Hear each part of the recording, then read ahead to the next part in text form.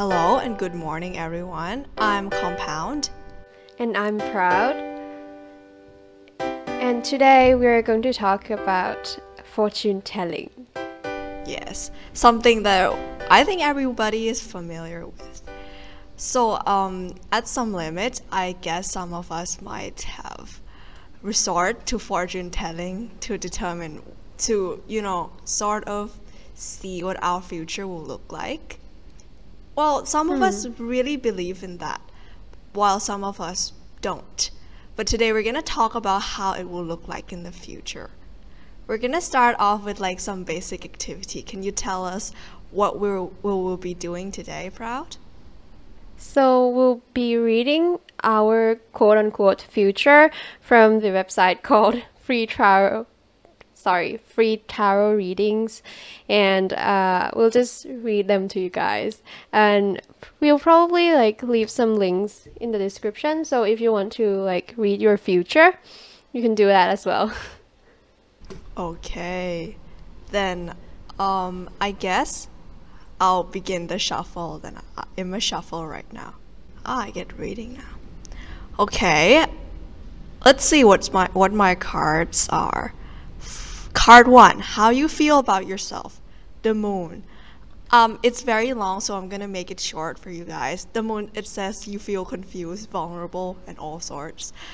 It says my emotions are now very turbulent, and my minds are foggy. Card 2, what you want most right now is a new love in your life. It's basically just love and new possibilities. Your fears, the lovers, it's sort of like I'm indecisive. It's saying I'm indecisive and I can't decide what to do next. Card 4, what is going on for you? The Emperor. It says that I'm very self-assured and more than capable of influencing people. And I'll get support and guidance from a guy. Aw. Well, I think the first part is quite accurate, that you're so self-assured. What is going against you? Card 5, Strength. Your negativity and lack of self-control are your real enemy. Change your attitude. Basically tell me to change my attitude. But that's not new. The likely outcome, the Chariot, conflicts ending in victory. Yeah, I think that's pretty self-explanatory. In general, I would say that I don't think it's not that accurate because I'm not entangled with any love in my life. I'm just a high school student. I don't have any decision to make, therefore I'm not indecisive. Not yet, but yeah, okay. And also I don't need guidance from any people whatsoever right now. I'm not feeling very confused either. Okay, card 1, how you feel about yourself. I got the Sun. You are feeling abundantly happy and joyful. Yeah, that's basically it. It says that this is a time of pleasure, vitality, and good health. Travel and holidays. That's probably inaccurate, right? Especially during this pandemic. Card 2, what you want most right now. It says I want comfort, security, and happiness, and some emotional support. And a funny note, it says that if you are considering having a baby, the desire will be very strong at this time. Shouldn't fertility tell you something? Okay, card number 3, your fears. I got the Devil. Oh, the previous one is the Empress, and this one is the Devil. My fear is that I'm afraid that I'm out of control. I cannot resist the passionate attraction or something like that. Yeah. Oh, okay. So let's move on. The card number 4, what is going on for you? I got the Tower. It says that there's some times that disruptive change happens, and Yeah, just disruptive changes. Card number 5. What is going on against you? I got the star. This is a period of tension and frustrations. You feel pessimistic and fearful. You hope that your hope will be dashed. And card number 6, the likely outcome. I got the justice. Justice will be done. Decision will go in your favor. I hope so.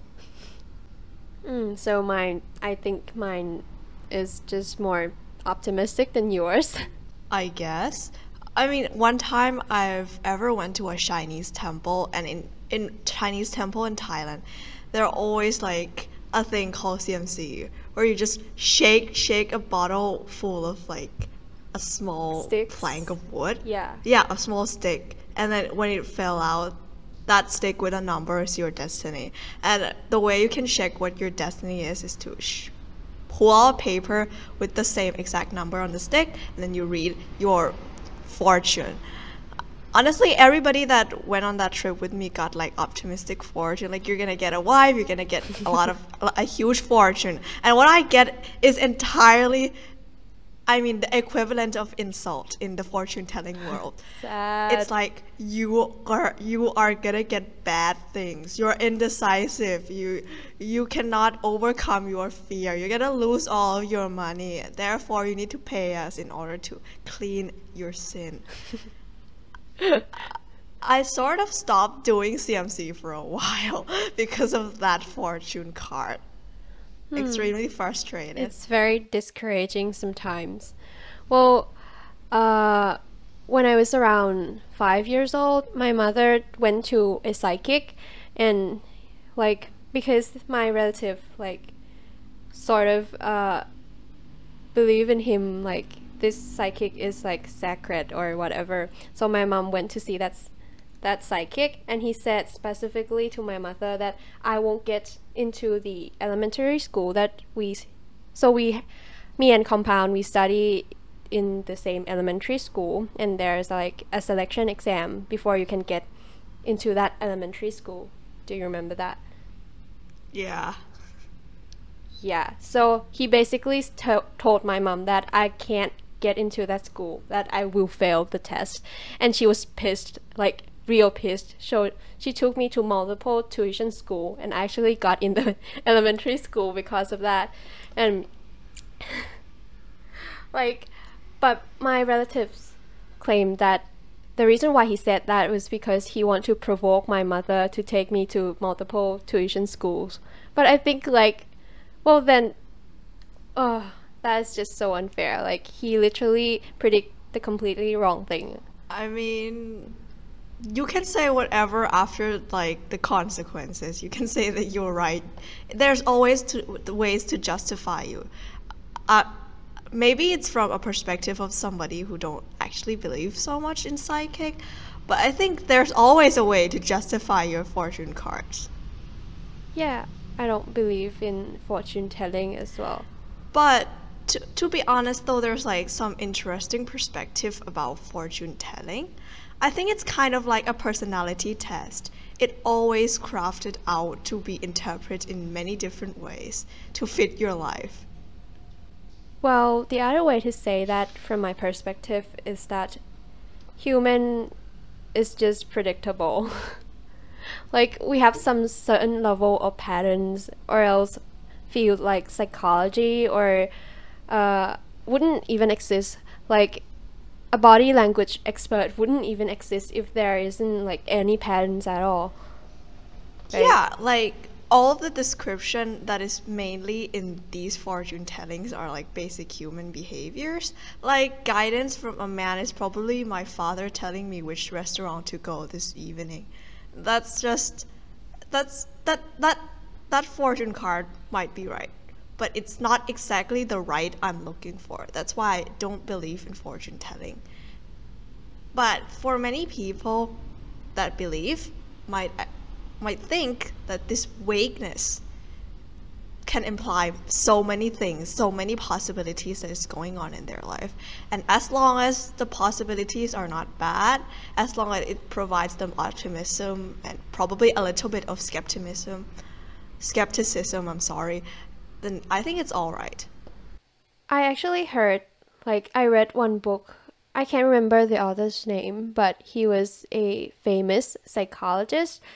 Probably his name is probably Richard Wiseman, and I read that because he was a professor as well, so he did a little test on his students. He basically like gave them a piece of paper that has lots of questions, and he said that he's going to evaluate their personality, and like he let them like fill all the information in that paper and then give those information back to him, and then he like analyze it a little bit and then give each student the sort of personality answers, response, whatever, and then he make them rate the accuracy of his readings. And the result was that most of them actually said that this reading is accurate, but in fact he gave all of them the same reading. He just went to like a bunch of fortune telling and personality reading sites and then scrambled them together and like shoved them into a piece of paper response and then like give them all to all students the same. That's really interesting. I mean, that's pretty much all I feel about all the personality tests on the internet. Like, no matter which personality you get, there's always a trait that you can relate to. It's like inside we feel a lot of things. We feel like we are so many things, but outside maybe we're not. But back to fortune telling though, I think the method that is online right now, the method of fortune telling online right now is pretty advanced, right? So I saw one psychic that says that you can call her and then she'll tell you your fortune. Ain't that something? Yeah, I've heard that in some countries there are fortune telling apps, so you could pay to like talk to the fortune tellers or text them, and they will charge you according to the time you talk to that psychic, or according to the numbers of texts the psychic texts you. Oh, I mean that's a pretty creative startup, gotta admit, not gonna lie. That's pretty interesting to bring in Thailand, because I think people here more or less are superstitious, right? But do you know which is the question that is most asked in like, fortune telling world? It's the question about love. Because it's unpredictable? I guess. I mean, my guess would be that most people, they don't want to put something that they think really depends on their ability or really depends on other factors evidently on fortune telling. For example, they don't want to put work in fortune telling because why would you do that? Like, you think work or getting a job, getting a good job, it depends on a lot of factors, which is not fate, which is definitely not fate. But for love, it's pretty much something that's random and unpredictable. Well, I read a series of books called 500 ล้านปีของความรัก. It's in Thai, but it's fascinating. It made me look at love in a different way. Well, it's sort of more scientific now to me. Like, there are lots of evidences to why like people look good, other people look handsome, others simply do not, and stuff like that, like why we fall in love and simple things like that. So I looked at love from a different angle now. Aww. Okay, so like love is very often asked in the fortune telling world. So then I got to the question, like, according to the site that looking at the site we just read, freetarotreading.net, how do these cards random to us? The idea of randomness, is it randomness or is it fate, or is there any algorithm behind it?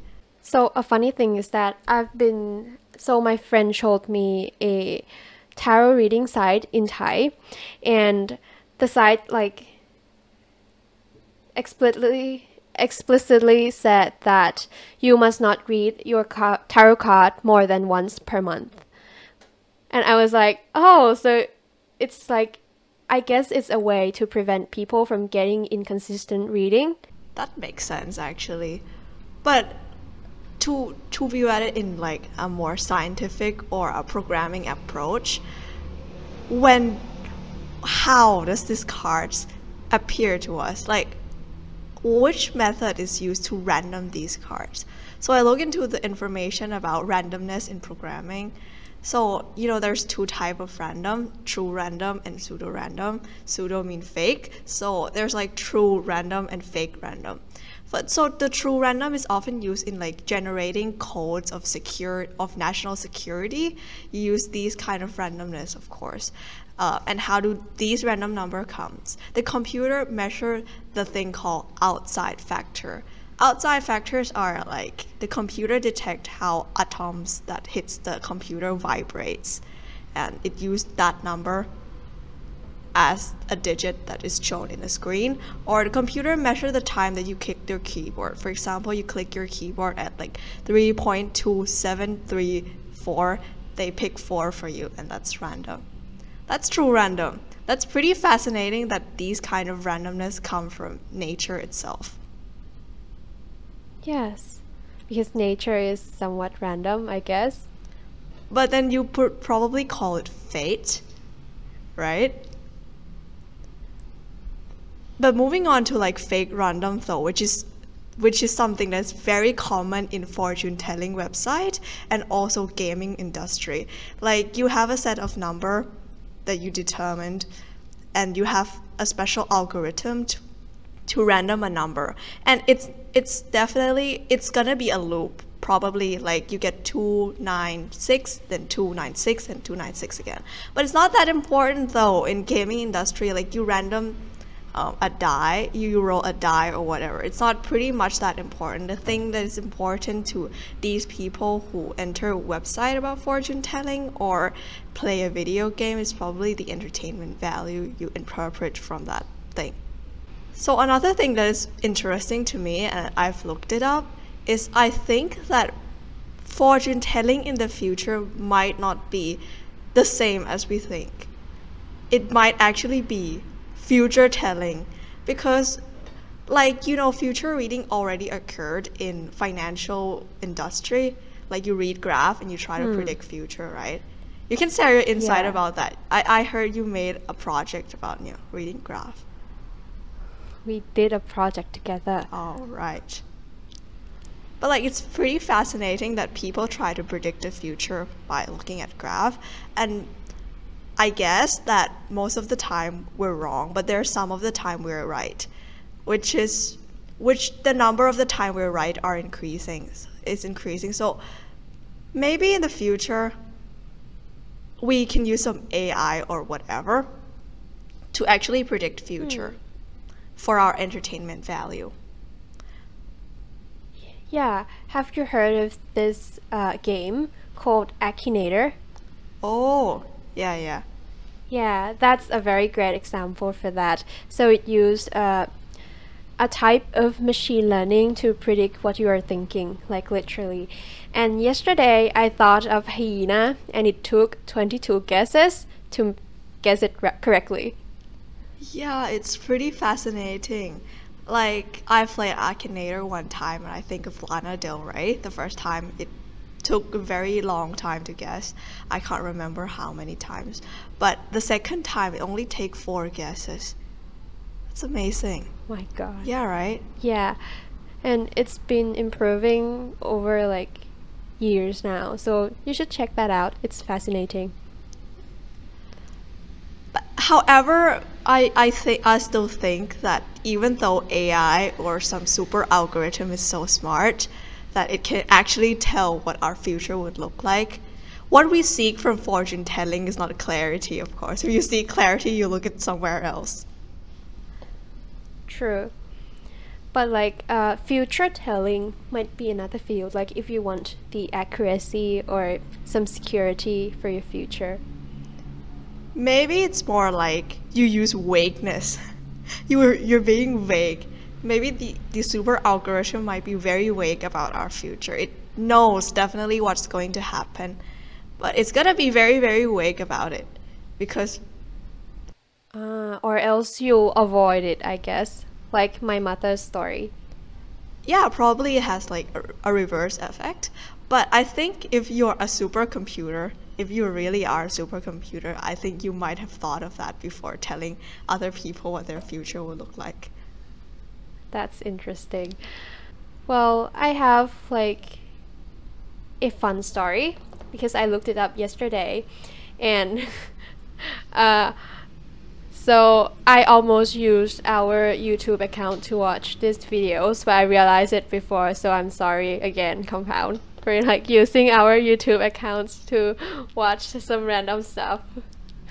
I forgot to switch it back, but yeah, I looked up about the Enigma Machine. Have you heard of that? It's the machine that Alan Turing used during the Second World War, right? Well, actually, it's the machine that the Nazi Germany used. Yeah, so Alan Turing is the one who broke the Enigma Machine. Oh, I see. He's the one who deciphered it. So the Enigma Machine, if you don't know, it's a machine that Germany used during World War II and before World War II to like spread the military code throughout the country, literally throughout the country, because they believe that it's so powerful and secure that no one could ever break it. And they are right to think of that because there are 160 quintillion, that is 10 to the power of 18th way you can set the machine up. And first thing that is that you must set the machine right before you read the code, because the machine will like change every single time you press a letter. So you must get the first read set up correct, or else you couldn't decipher the whole message. And so this mathematician named Alan Turing came up with a machine called bomb machine. So the Enigma machine itself is easy to reconstruct, but the setting is hard to figure out. So he came up with a huge machine called the bomb machine to like let electricity run through that Enigma machine and like figure out the code in like 20 minutes. So that if Germany change its code, it will like automatically like try to solve it within 20 minutes so that they can decipher the code again and again. I've heard a story that they decipher the code. Like normally when you're deciphering a code, you need to find like a keyword.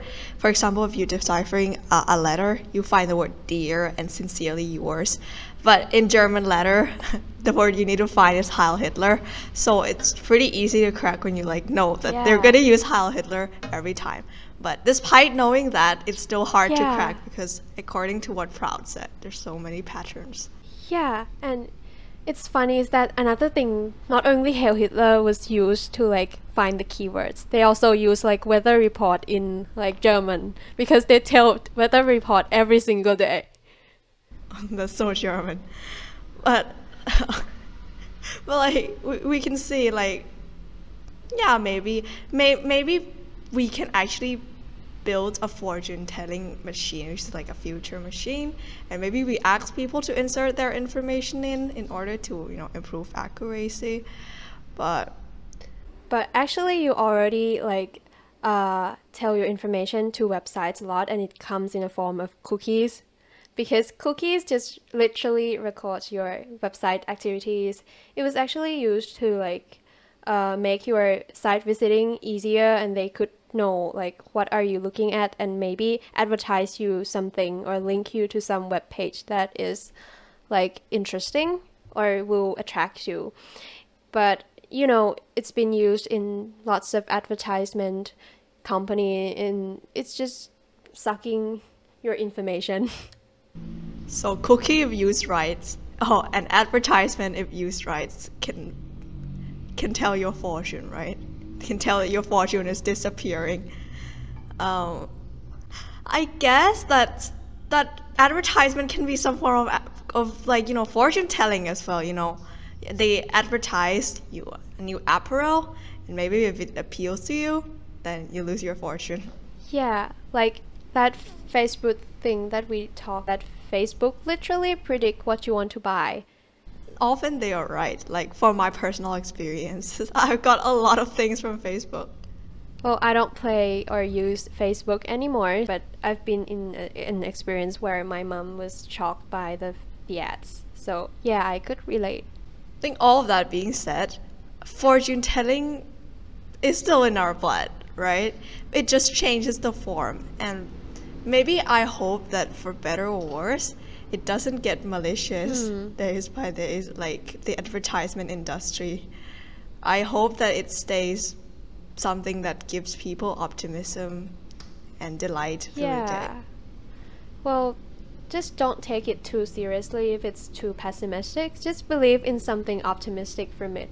Like, I usually do that though. Like, I do like fortune telling, fortune reading for fun. Like, if it's optimistic, then I'll believe it wholeheartedly. But if it's not, I just don't care, because I know that I'm not going to be like that. Or I believe so.